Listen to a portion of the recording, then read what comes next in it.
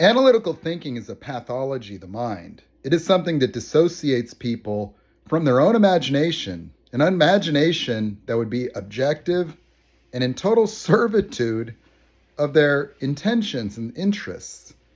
You see, the ego is not an actual structure that is inherent to the human being. The ego is a secondary cognitive beingness that is a result of a child dissociating in a state of fear, where the dissociation itself was observed as the cause of the dissociation, resulting in prolonged and perpetual confusion that required analytical thinking as a way to establish some basis of interpretive power of the world around us, where there would never be a need to analyze if the human being's emotions were normalized to the moment in which they exist. That emotions are simply the way that animals and humans alike provide context to the circumstances of the moment they live within.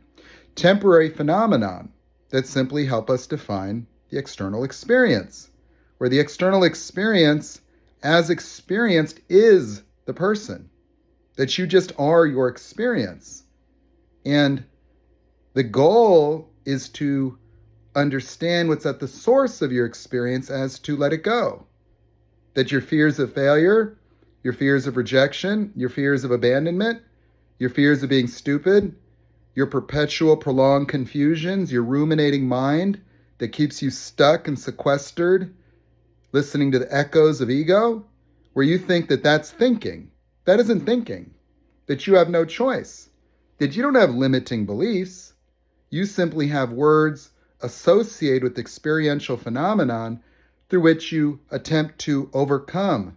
You attempt to fix feeling not good enough. You attempt to try to prove yourself as a success in servitude of the avoidance of failure. And your avoidance of failure keeps you small. That you live a very small life where your own self-expression is muted.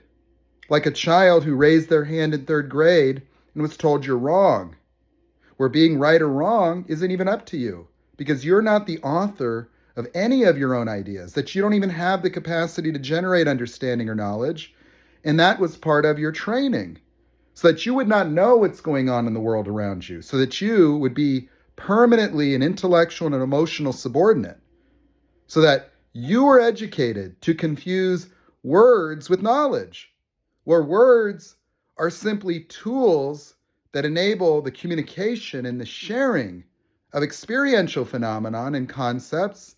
You were educated without the experiential aspect of knowledge.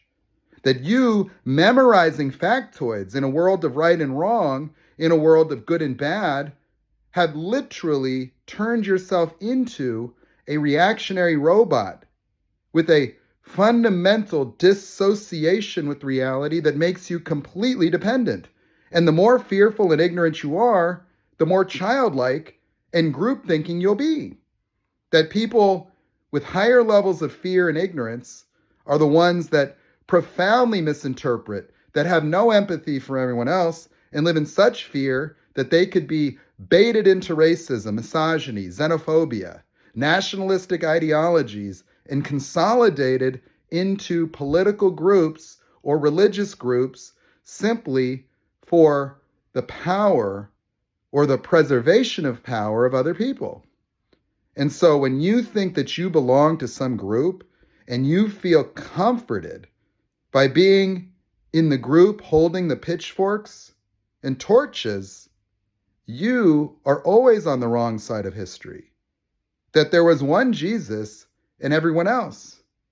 That the people that are right and righteous in this world are the Martin Luther Kings. The very few people that are willing to take a stand for what's right. That are willing to say, there's something wrong here. Hey, you know what? The environment should be important. Hey, you know what? We need to treat people with dignity and respect, no matter what they believe, no matter what their preference is, no matter what their skin color, no matter where they were born, no matter what it is that they believe. That if your biggest problem is the belief of other people, the lifestyle of other people, the needs of other people, if you somehow find yourself being a victim to immigrants, being a victim to LGBT people, being threatened by people with different skin colors or other nationalities, and you find yourself needing to eeny, meeny, miny, mo, pick sides in some group mentality type way of existing, well, that's what the teachings of the Tower of Babel were warning against. The divisiveness of ego.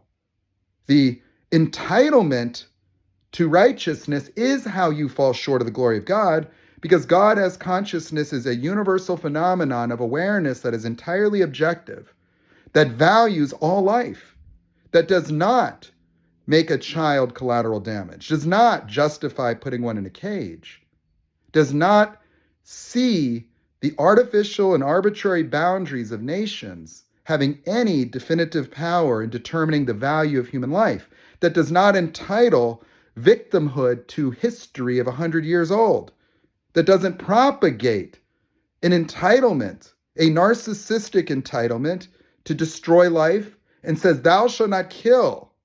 Thou shalt not kill as a commandment. Yet the most religious people seem to be the most sinful, seem to be the most righteous, the most ego-driven, the most ignorant, that they have lost any connection to the teachings themselves, that the teachings were stolen, that there would be no case for a Jesus or a Buddha or a Muhammad having a meeting where Jesus is holding an AR and Buddha's got a katana and Muhammad has got a detonator. They're going to go hatch it out. Because enlightened people attempting to create methodological approaches to cause other people to wake up to the gift of life, well, their messages are experiential in nature and cannot be interpreted within the limited boundaries of fear-based paradigms of ego, and would naturally turn into dogmas and philosophies, totally outside the boundaries of interpretive powers of ignorant people whose vast majority of intellectual abilities and cognitive capacities are relegated to subconscious through the impairment that fear invokes. That fear is not just an emotion.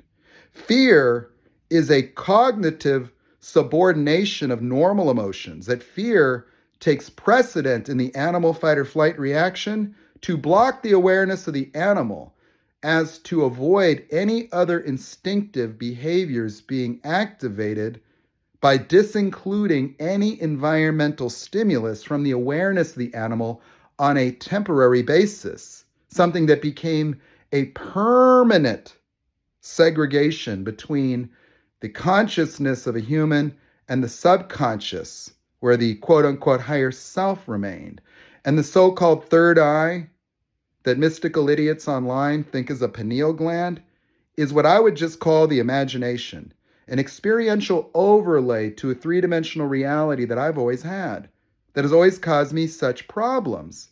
That being objective and sharing ideas and demonstrating my own capacities would only get me used, betrayed, destroyed, negated, and hated universally. Where no matter what social environments I found myself in, I would be ousted by ego, by people threatened, by people thinking that I'm arrogant, people entitled to define me without even curiosity about the world that I see, that they would not include my own experience within their determination of who I am as a person, because that would require too much capacity that they don't have access to because they don't have an imagination, because your imagination died at 5, that you don't have one because what do you have? You have to go to sleep for your consciousness to wake up. And the parasympathetic nervous system that allows your consciousness to create dreams that would rival a Steven Spielberg movie dies as soon as your sympathetic nervous system wakes you up and puts you right back into fear. And that's all it is. a neurological condition. That's it.